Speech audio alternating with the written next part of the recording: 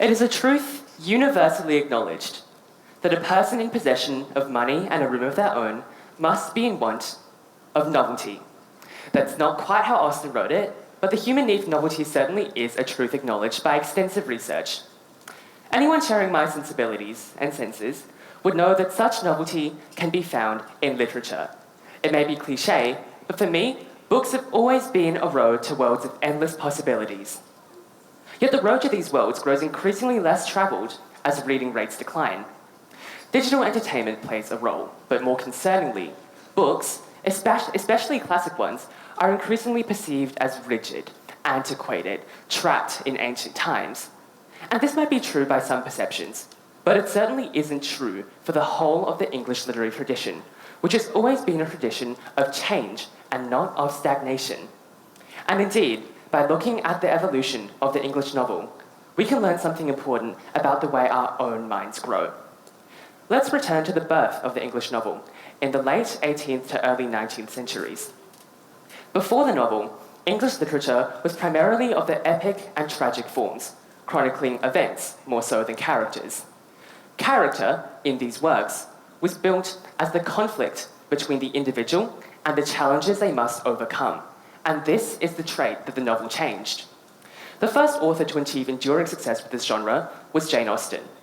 Of English novelists, Austen was the first to stage her works in a purely relational manner. The intrigue in Pride and Prejudice, for instance, comes solely from Elizabeth and Darcy being who they are and interacting in their own ways. Character is defined through other characters, through relationships. And while this might sound like most narratives nowadays, back then, this change was so new and novel that it's literally what gave the novel its name. Moving through the Victorian era, other authors continued building on Austen's framework while introducing their own elements. The Bronte sisters were also writing relational narratives, but they did so while pushing against the grain of Victorian society values, presenting a messier and grittier but perhaps more honest version of family life than the idealised Victorian version. George Eliot, with Middlemarch, proved that the realist novel could be as epic in scale as any of its literary predecessors. And these were all massive steps forward, but the form was still crucially limited.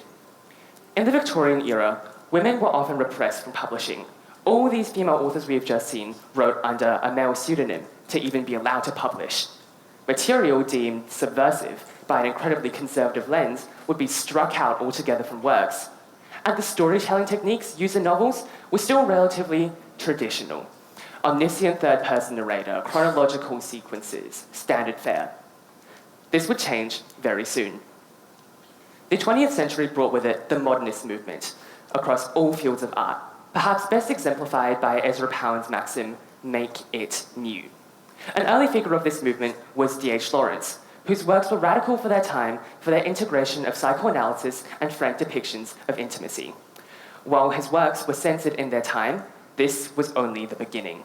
The 1920s then ushered in a wave of modernist authors. Joyce, Woolf, Faulkner are only some. Many of you might recognize these names as eminent classic authors. What far too few people realize is just how radical and just how different their works were from anything that came before. Let's look at Ulysses. On a narrative level, it simply depicts the ordinary day of an ordinary man. But it does this using over 20 literary genres in the same novel, a complete reimagining of Greek mythology, and an extensive range of completely new literary techniques that mark the book as a landmark of English literature. Miss Dalloway, Virginia Woolf's narrative about the day of an ordinary woman, weaves streams of consciousness with rapidly shifting perspectives to depict a vivid picture of post-war Britain. Faulkner was maybe even more audacious in this regard. Most of us might be used to novels with one narrator. He was writing novels with 15. And this was 100 years ago. After modernism came existentialism, absurdism, postmodernism, neo-modernism.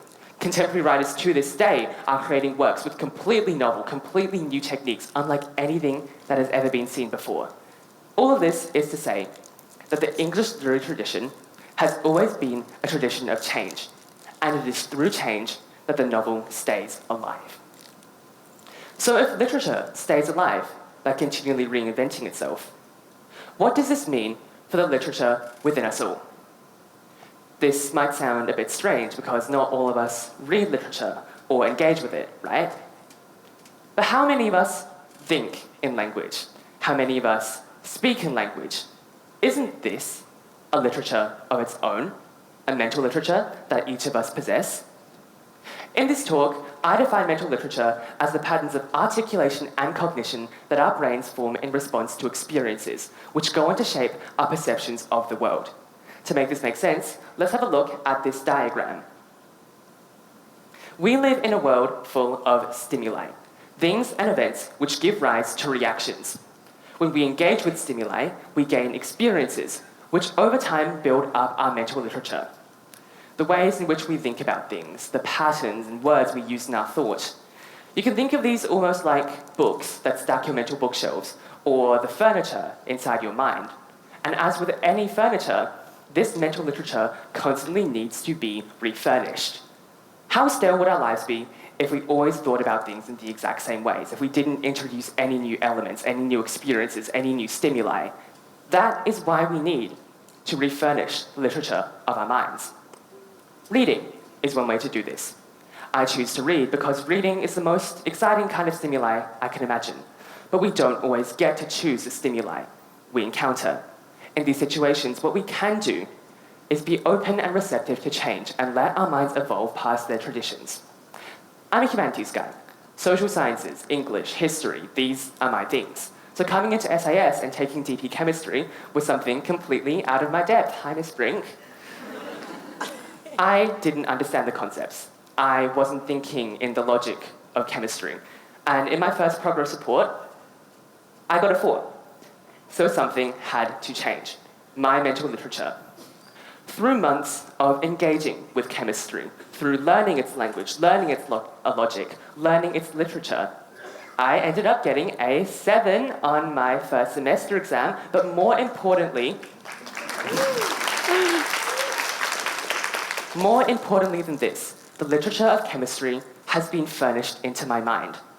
This principle doesn't just end with school. Throughout the course of our entire lives, refurnishing the literature of our minds is how our minds evolve, is how our minds gain new knowledge, and is how our minds can become adaptable to whatever stimuli the world has to offer. I would like to conclude with a comparison to the ship of Theseus. In this paradox, a ship continually has its boards rotted and replaced. Philosophers pose the question, if no parts of the original ship remain, is it still the same ship? And at what point does it stop being the old ship? Here's my answer. It doesn't matter. What does matter for the ship is that it's constantly being refurnished, constantly getting the new pieces it needs. And no matter what shape it takes, the journey continues. Our minds are the same. If we seek novelty, we need to seek change.